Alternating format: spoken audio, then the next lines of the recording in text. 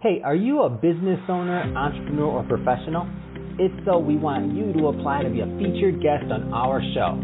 My name is Adam Torres, and I host the Mission Matters series of podcasts. I've recorded over 3,000 episodes, and we are just getting started. How do you know if you'd be a good guest to be on the show? Well, only one way to find out, and that's to apply, but I'm going to let you in on a little secret. We want guests that have a story to tell, guests with a brand, a product, or a service that can benefit my audience of listeners. If this sounds like you, go to missionmatters.com and click on Be Our Guest to apply. I'd love to talk to you and get to know more about your story.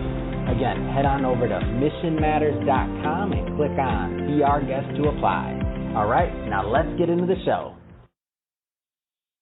Hey, I'd like to welcome you to another episode of Mission Matters. My name is Adam Torres. You can follow me on Instagram at Ask Adam Torres to keep up with my book releases, book tour schedule, all that other good stuff. And as always, if you'd like to apply to become a co-author or to be on the show, just head on over to the website, missionmatters.com, and click on Be Our Guest to apply. All right, so today I have Christine Churchill on the line, and she's founder and CEO over at Customer Service Institute of America. Christine, welcome to the show. Thank you, Adam. Thanks for having me. All right, so we will talk about one of my favorite subjects here. So customer experience versus customer service. I mean, there's a big difference, and I know that's what you're working on day in and day out. So we'll talk about that. But just to get us started, so Christine, we at Mission Matters, we amplify stories for entrepreneurs, executives, and experts. That's our mission here at Mission Matters. Christine, what mission matters to you?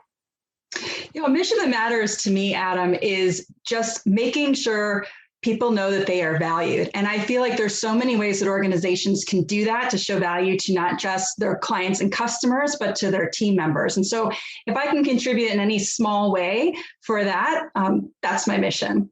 Man, I love it. What a rock star. I love bringing these mission-based entrepreneurs and businesses to our audience. And so just to get us started, I mean, tell us how you got started on this journey of customer experience. Like when did this begin? Oh, gosh. I mean, I think I've always been interested in customer service because I have always noticed when it's not going well. I actually thought I could never even be a waitress because I thought maybe I would never be able to provide the type of service that I would expect. And through actually doing a job as a waitress, I learned that I loved serving people. I thought that it made such a difference in their life and in their day and what I could bring to it. And it just kind of snowballed. It snowballed from there.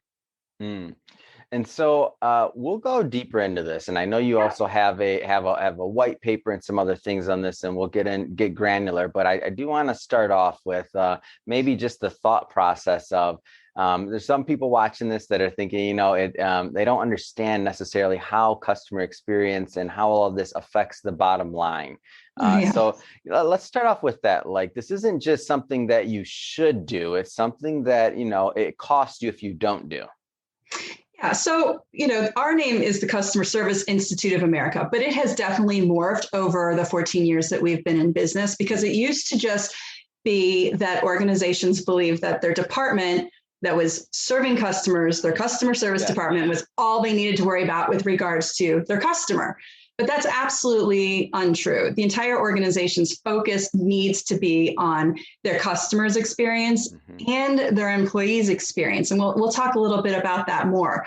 But to your point, Adam, absolutely. The customer experience is what will make or break an organization, not just because they're just always getting good word of mouth, but because with good customer experiences comes a larger share of wallet from your customers and clients, positive word of mouth that brings other customers and clients to you. If they move to another organization, they're absolutely going to sing your praises.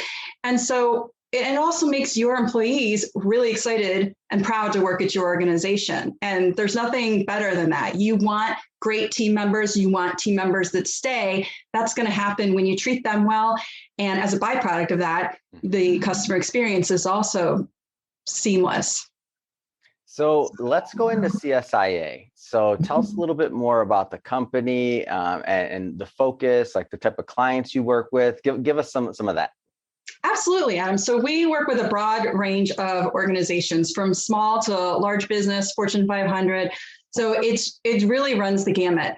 But the goal of the Customer Service Institute of America really generated out of seeing that there were organizations just struggling. They're trying to make bottom line decisions for investors, and there was a lot of pushback with their customers and clients. So maybe in the short term, that did a great job for their investors, but long term, it really cost them. So we work with a standard called the International Customer Service Standard, and we go into organizations and we work with them to look at their processes, procedures, hiring practices, so that we can work with them to see where there's maybe some gaps and some areas for opportunity to focus more on the customer experience. And as a result, improve the bottom line, improve their efficiency, and just, make that investor return more consistent as well. And so I know you can work with anybody because every company needs this, right? But what kind of industries do you specialize in?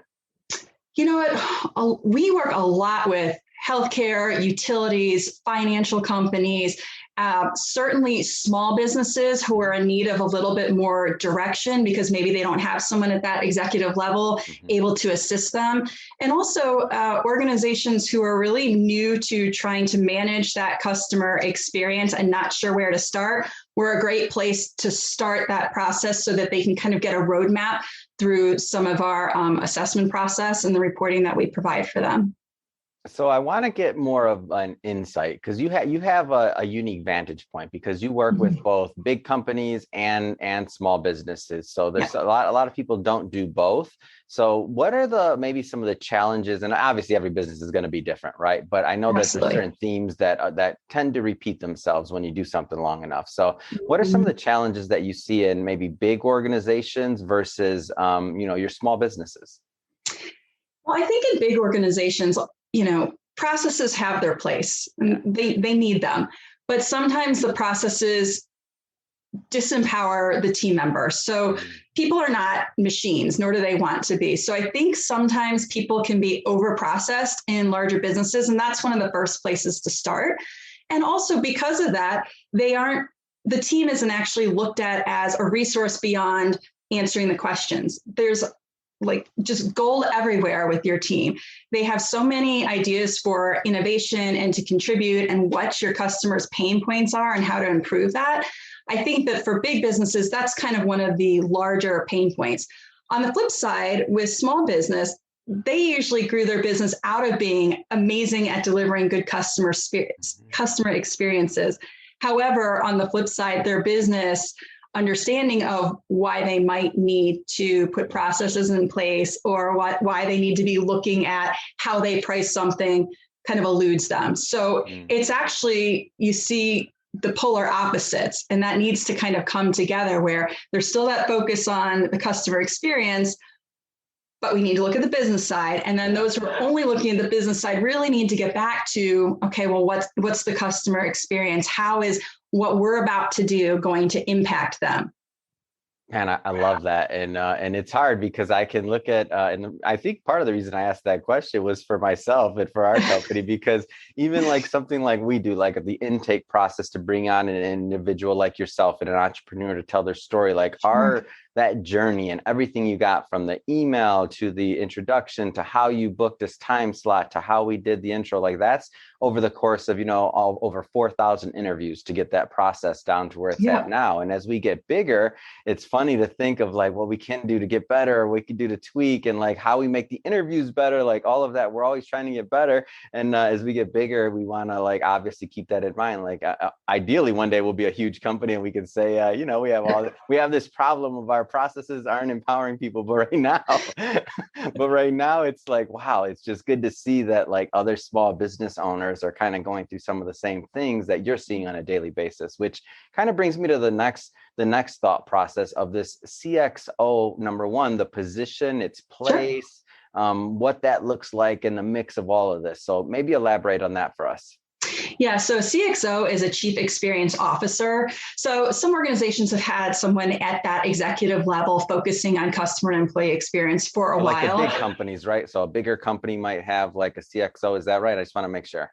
That's right. Bigger companies are, I mean, and those who don't are actually seeking to figure out where it fits, because some organizations are quite uncomfortable with that. They want to just focus on the executives that they know and love, and they know that that's moved their business forward. But in order to remain relevant, they have to have a chief experience officer in play, whether that is a full-time team member or it's an interim CXO, which is one of the offerings that we offer here at CSIA, which allows you to kind of test out a CXO, see what it is that you need from them, because it's not one size fits all. A CXO is going to play into what it is that your organization needs, whether they need more focus on the customer experience, the employee experience. They need to really look at the pain points that are happening in the organization. And maybe it's not from an employee and customer side. Maybe it's just there's lots of hangups or snags between departments. So a CXO is really to come in and help streamline that and to make sure that marketing and sales and finance and the CEO are all understanding what pieces their teams bring to the puzzle, and that what they think is going on in the organization with their team is actually what's happening. So sometimes I think at the executive space, they're busy leading, looking at the big picture. They're not always down in the weeds. And the CXO's job is to really kind of put themselves in the weeds, see what's working, see what's not, and then come up and give that high level executive summary to the team so that they know what's going on and how to proceed. And so I'm curious, because I've heard of this, of like an outsourced CFO, right? I've heard of that. It's a pretty common term. And I think most people understand what that means now. But outsourced or interim CXO, it's a little bit unique for me. What does that relationship look like? Well, it can look like a lot of different things. So, I mean, I guess it depends on if you are looking for somebody who's filling in for a CXO that maybe has left, and you need someone to drive some of the changes and continue that journey forward as you're looking for someone new. It could be you're just like saw an article on a CXO and you thought, I don't know if we need one of those or not. And maybe you just call us in to say, give you a high level review and say, well, here's where you would need one because you're missing these pieces. But if you have somebody on your team that's qualified and capable to do that, then you don't need us, but this is where your area of focus should be. So it really runs the gamut as to whether it's something as simple as, one call where we get together and we talk about what you need and really, dig into that piece and see if we're even needed, or it could go as far as you've already had a CXO in play, but they left you and you need somebody to fill in while you're searching for your next CXO, or you even need to build your CXO job position for recruiting. We can help you do that too. Awesome. So thank you for the clarification there. So let's do a little bit of myth busting here. So the difference between customer service and customer experience, not the same thing. Tell me more about that. They're not. And, the terms, especially at the beginning, they were very interchangeable. I think a lot of people just started interchanging the words, but there really is a definitive difference. When we think customer service, we're thinking one transaction, an engagement, like they're handling or dealing with a specific situation at that time. That is the service that is happening between the customer or the client with someone at your organization. Customer experience really looks at every piece of the experience that a customer or client is having with your organization. So that can be as simple as they thought, okay, I need X, Y, and Z. And maybe they go Google X, Y, and Z, and then they find your organization, they click on it. How easy is it for your website for them to navigate? Is there a phone number there? All of these little things are part of the customer experience and the overarching customer journey. And each one of those experiences creates a perception that they have about your organization. So if it's hard to find the phone number, or once they get the phone number, it's really challenging to reach somebody, they're starting to determine whether or not your organization is the right fit for them. So it's important to make sure all eyes are on that.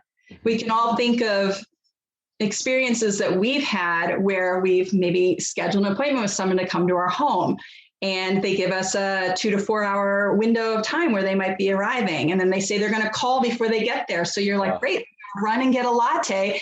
And you see your Ring doorbell going and you're like, this person's not supposed to be here for 2 hours and nobody called me and I'm waiting for my latte. And it just means that the process isn't it's not seamless throughout, and it really causes stress and strain. The intention is good, but it doesn't work and it doesn't operate. And that is actually worse than having it at all. So I know we started out the interview talking a little bit more about like how it affects, how bad, customer experience can affect the bottom line. So, I mean, let's get further into that, because there is a financial cost for bad customer experience, right? Oh, 100%.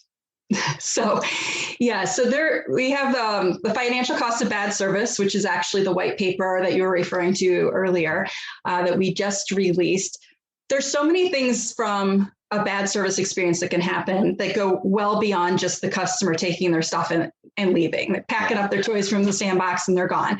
And they never told you why, which that in and of itself is a problem because you can't action it. So we always need to look at feedback, good, bad, or indifferent, as a gift. But there's a loss of trust, obviously, with the organization. So even if they stay on, they're kind of keeping you at arm's length.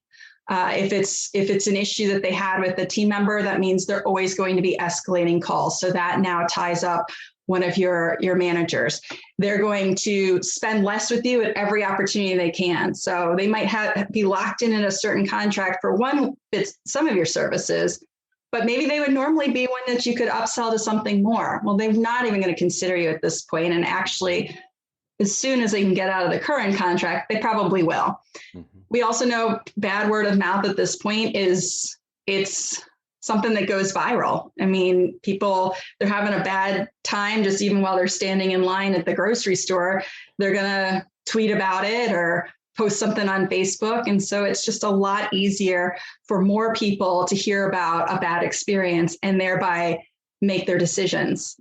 We also know that people look to their peers before they buy now. So I'm probably I'm probably the worst of the worst, right? Because it's kind of like the cobbler's kids have no shoes or something like that. I guess it's along the same line. If I'm on Amazon, I always say, oh yeah, there's 1% that gave this thing 1 star. Let me see what they say. But you really want to figure out if what you're doing makes sense for you, and you trust not what the company is telling you, because they're trying to sell you something. You trust what everyone else is saying. And then what we were talking about earlier, your team would feel less empowered, not proud to work there, probably start looking for another job. And all of these things cost the organization money at every turn. So a lot of business owners, entrepreneurs, executives watch this show, a lot of people in leadership positions. And I think one of the tricky things for them is always like, how do they get insurance, right? When they do this new training or this new initiative, especially for somebody that's never really taken it that level past. You have people that pick up the phone and answer questions as customer service. Like for people that haven't taken it past that, I mean, like, how do they get assurance that, I guess for lack of better words, that this stuff works? Yeah, no, it's a great question. Well, there's a lot of ways. Let me start with, I don't want to forget anything, but the first is if you're not sure and you want to trial something that's not really going to cost you a lot, have some coffee with your team members, find out what it is that's not working, see if there's any low-hanging fruit that's, not really going to cost the organization anything. Test it out, see if it works. And then you will see that there's proof there. The other way is through something we call activity-based costing, which, every organization has a budget. This is how much each thing costs. Well, in activity-based costing, you're really looking how much an activity costs for someone to do. So in the customer service department, it could be something along the lines of how much does it cost with each time or for each minute that maybe a team member is on the phone. And so then you can see when somebody's calling in for a second, third, or fourth time on an issue that should have been resolved and maybe the team member is not following up, that costs the organization money, which each additional minute that person is on the phone. Or if it's getting routed to another person who doesn't know anything about the issue, that's costing even more time. And so when you actually cost out by, okay, how much does this actually cost each time this is happening? So whether it's data entry or maybe it's a sales contract that didn't go through, and then we have to, there's all different ways that you can look at that to put a dollar amount around it. And then you can say, okay, this is actually costing us when this is happening. Maybe it's costing you $500,000 a quarter. Right. And it adds up really quickly, and especially in these larger businesses. So once they can see that and they say, okay, well, if we put these trainings in place, we estimate that we should be able to reduce this cost by at least half. The training costs $100,000, you've saved $250,000, and that's how you can do that. There's also been, Adam, a lot of studies, and let me just read you some of the stats on this. Oh, I like stats. Give them to me. I'm in. Come on. Everybody loves stats. Well, maybe not everybody, but I love stats too. So companies that focus on service outperform their competitors by, in a 1 year period by 26% gross margin and 85% in sales growth. Wow. That's crazy. That's significant. Companies that strive to engage their employees grow their earning per share by 2.6 times the rate of those who do not. And then organizations whose customer engagement scores place them in the top 25% of their competitors, they actually outperform in profit and sales by 2 to 1. Wow.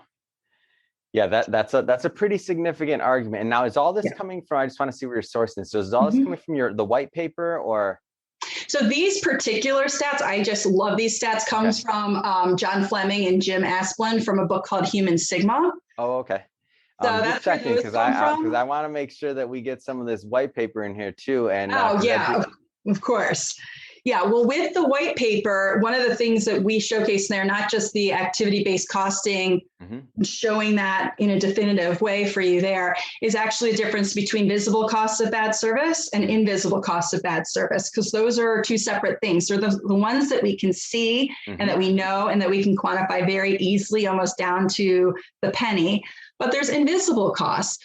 Perhaps you've calculated the lifetime value of what your customer would be over several years or to the end of their lifetime.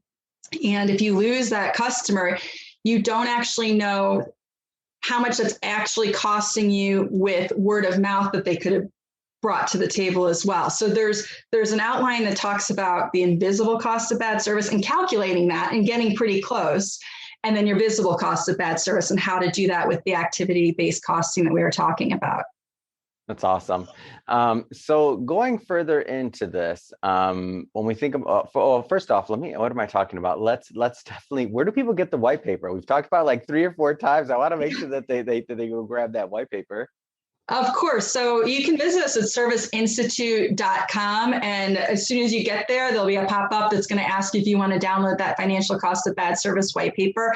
And can we include the link here for it as well? Yeah, we'll definitely have directly there. We'll definitely have the link in the show notes. I always just like to make sure we get it audio as well. But that being said, so we've talked about a lot of concepts. We've talked about things for like larger companies, for smaller companies, different parts in the journey that they may be at with a CXO and otherwise. I mean, I always like, leaving the audience with something actionable. Like what can they do today? Like what can anyone do today? And obviously that'll change from person to person, but like what's something they can do today that's just easy that they can get done? Yeah, this is one of my favorite things to do. And this is also one of the things that people are really uncomfortable with. So like, hold on. So we all think we know what our customers are going through. We're like, oh yeah, that's what happens when they buy that. That's what happens when they Google that. That's what happens when they click here. And you don't actually know until you do it. Yeah. You can't come from it like, I'll just skip the first 5 steps. I don't need to check out our website. No, you have to do it like you're your customer. So pick one interaction that a customer might be having with you. And if you happen to know which one might be suffering the most at your business, start with that one. If you don't, just start with any of them. But really do the entire process end to end and where are there areas for improvement. That's something you can do anytime. It's free for you to do, and it gives you a lot of insight. Whether you action them or not, you're going to learn something from it.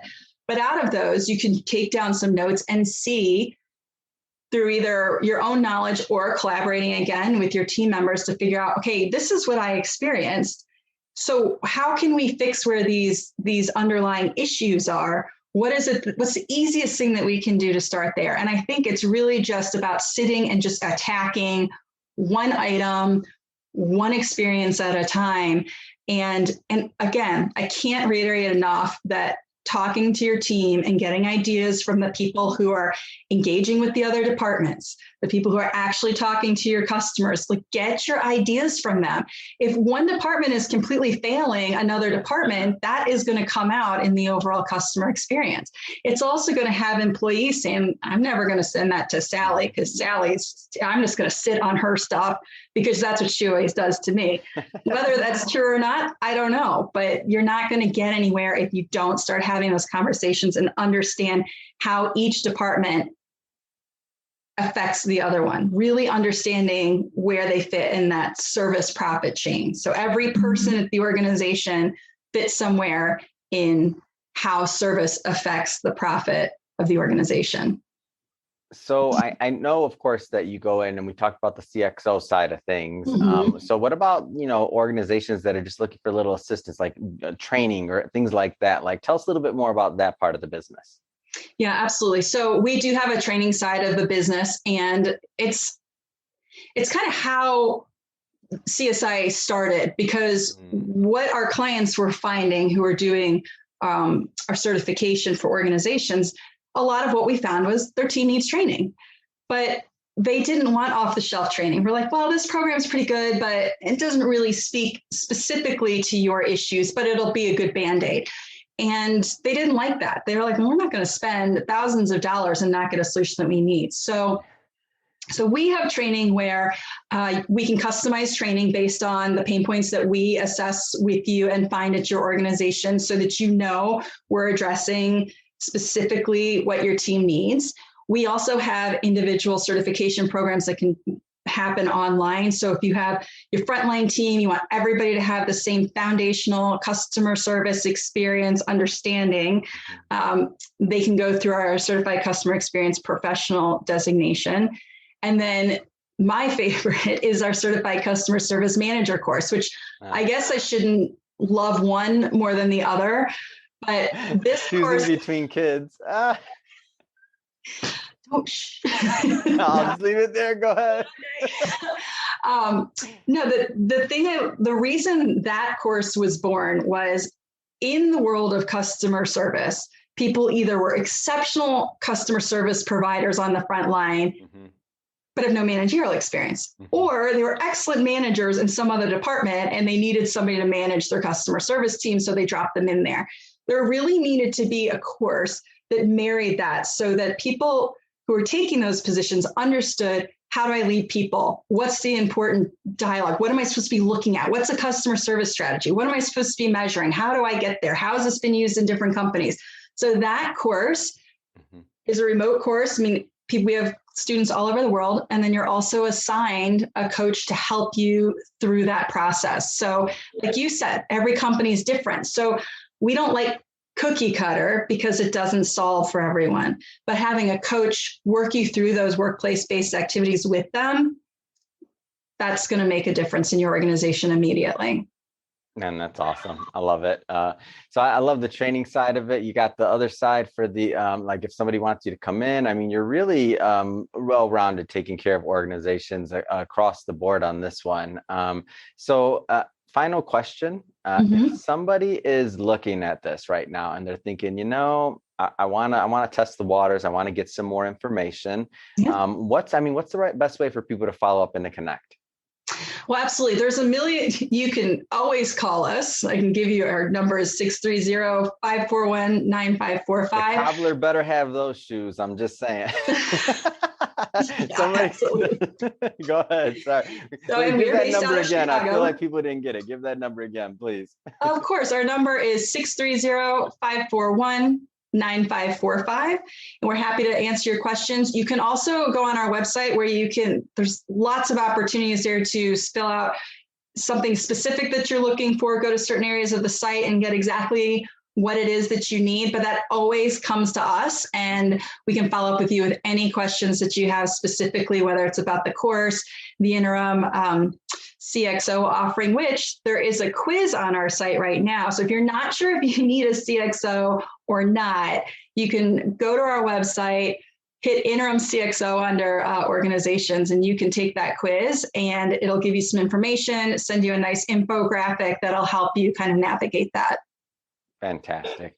Well, Christine, really appreciate you coming on the show today. I love bringing these mission-based businesses and entrepreneurs on the show to really talk about what they're doing and also like how they're being of value and of service to the world. So I think it's great. And to the audience, as always, thank you for tuning in. I hope you got a lot of value out of this. Hope you learned a lot. If you're a first-time viewer, definitely hit that subscribe button. We want you to return. We have other great mission-based entrepreneurs up next for you. And Christine, again, seriously, it's been a pleasure and had so much fun. Thank you for coming on. I did as well. Thank you, Adam. Appreciate your time.